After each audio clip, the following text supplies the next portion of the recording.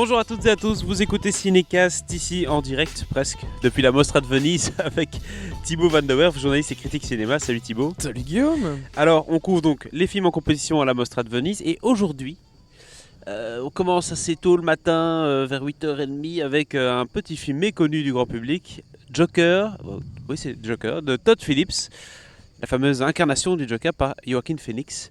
Tant attendu et avec beaucoup de buzz tout autour, hein. On en parle déjà pour les Oscars. Alors forcément quand il y a autant de bruit autour d'un film, on a un peu d'appréhension, on ne sait pas très bien ce qui va en sortir, donc on vous en parle, mais je propose forcément qu'on s'écoute d'abord un petit extrait de la bande-annonce. Arthur, I have some bad news for you.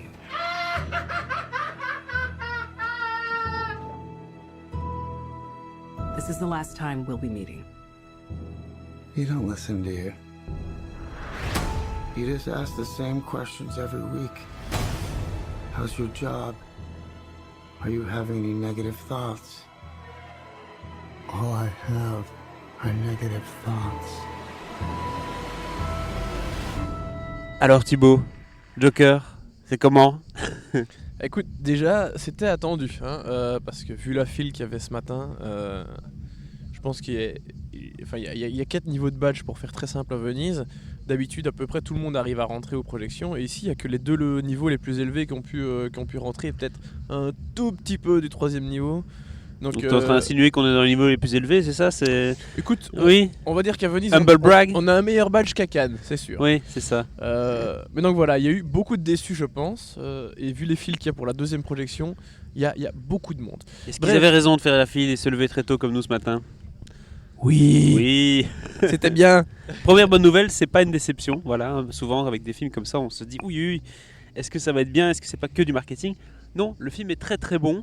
Il est bon pour plusieurs raisons. On peut notamment évoquer commencer par ça, peut-être la prestation de Joaquin Phoenix. Direct. Qu'est-ce que tu en as pensé, toi, de cette prestation? Parce que c'est ça l'élément central du film. Hein. C'est est-ce qu'il est convaincant en Joker? Est-ce qu'on arrive à comprendre son histoire? Mais peut-être que on s'avance un peu trop. On doit peut-être récapituler d'abord l'histoire. De quoi ça parle concrètement Joker? Est-ce que Batman arrive quelque part ou quoi que ce soit? De quoi on peut s'attendre? Non, il n'y a pas de Batman.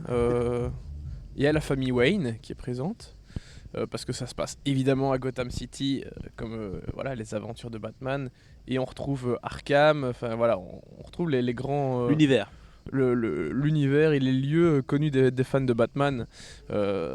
Mais en fait, on est vraiment centré sur l'histoire d'Arthur, que sa mère surnomme Happy.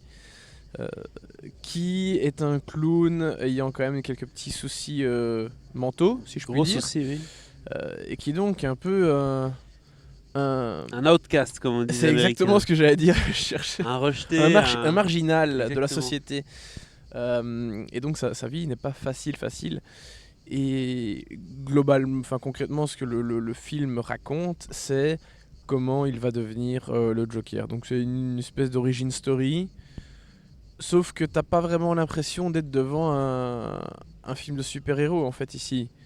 C'est plus un drame, clairement, oui, clairement, avec une mise en scène un peu plus grandiloquente quand même par certains moments. Une musique surtout qui rappelle parfois les musiques des super-héros. Exactement. Alors par contre là je m'en veux énormément parce que j'ai pas mis la page IMDb devant moi et j'ai pas regardé le nom du compositeur. Le générique, le nom qui avait composé cette musique, mais elle est vraiment très très bien.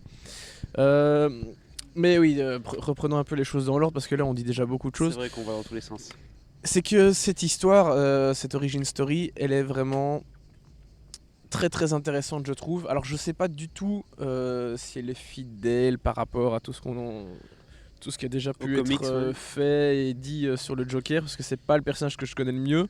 J'ai jamais lu les comics de Batman, donc je peux pas dire, ni les comics parce que je suppose qu'il y en a indépendant, stand-alone du Joker, oui. Donc voilà, je sais pas si c'est très fidèle à ce niveau-là, mais c'est un pur drame, tout simplement, avec un Arthur qui a du mal à s'intégrer dans la société, qui a du mal à s'intégrer dans sa famille. Il a une drôle de relation avec sa mère, il a une drôle de relation avec ses collègues, avec l'environnement qui l'entoure, donc c'est vraiment quelqu'un qui a du mal avec à peu près tous les aspects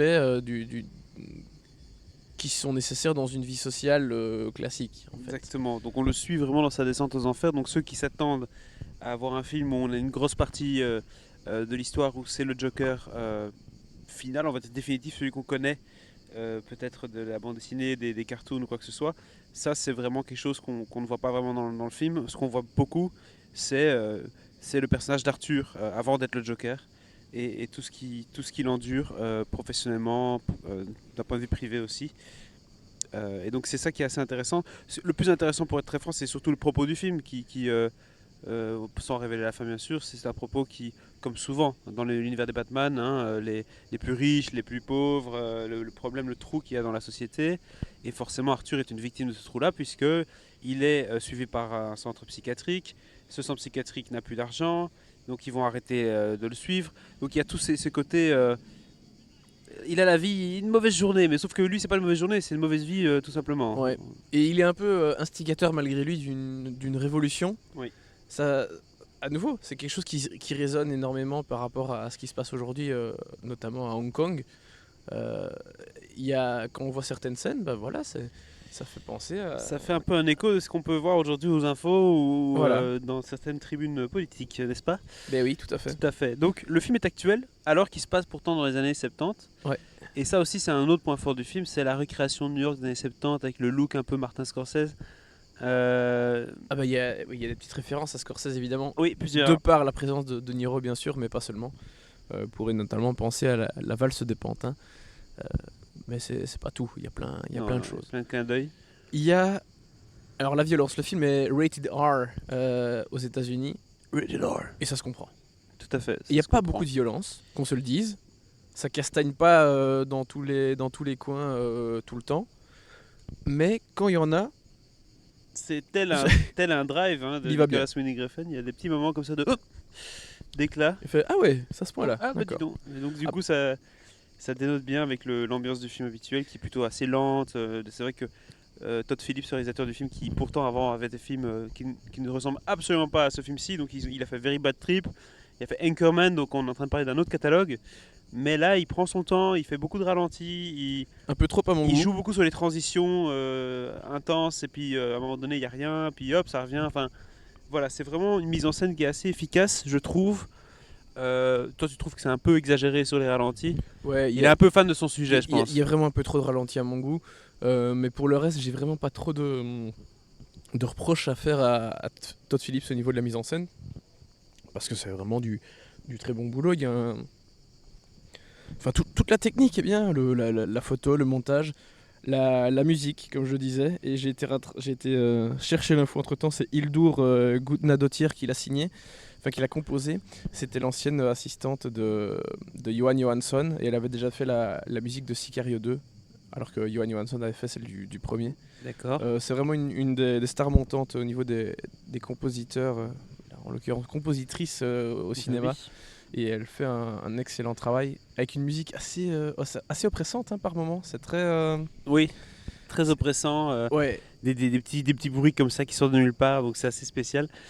Bon, si on devait résumer ce film à une note, Thibaut, qu'est-ce qu'on lui donnerait? Même si je sais que c'est très tôt, là. On a eu le film là il y a à peine 20 minutes. Ouais, et on doit déjà terminer. On doit déjà terminer, oui. Alors qu'il y a tellement de choses à dire. Oui, Mais on en parlera en cinécast. Ne vous oui, inquiétez on en pas, parlera c'est en plus octobre, ça longuement, va. début octobre lors de la sortie. Mais en attendant, je vais lâcher un petit 4. Boum. Un petit 4. Bah, Allez. je suis d'accord avec toi sur le 4, on est souvent d'accord, mais là c'est indiscutable.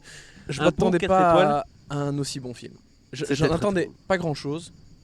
Un petit peu quand même parce que Joaquin Phoenix il s'attache jamais à des projets merdiques. Mhm. Mais là vraiment. Mais on dit encore une fois pour c'est terminer, du grand c'est travail. pas un film de super-héros, donc vous attendez pas à avoir toute la panoplie qui sort des buissons. On est vraiment centré sur le personnage et sur son trajet. Sur ce, on vous souhaite la bonne journée. On se retrouve très bientôt dans Inécast pour un autre épisode à Venise. À très bientôt. Bye.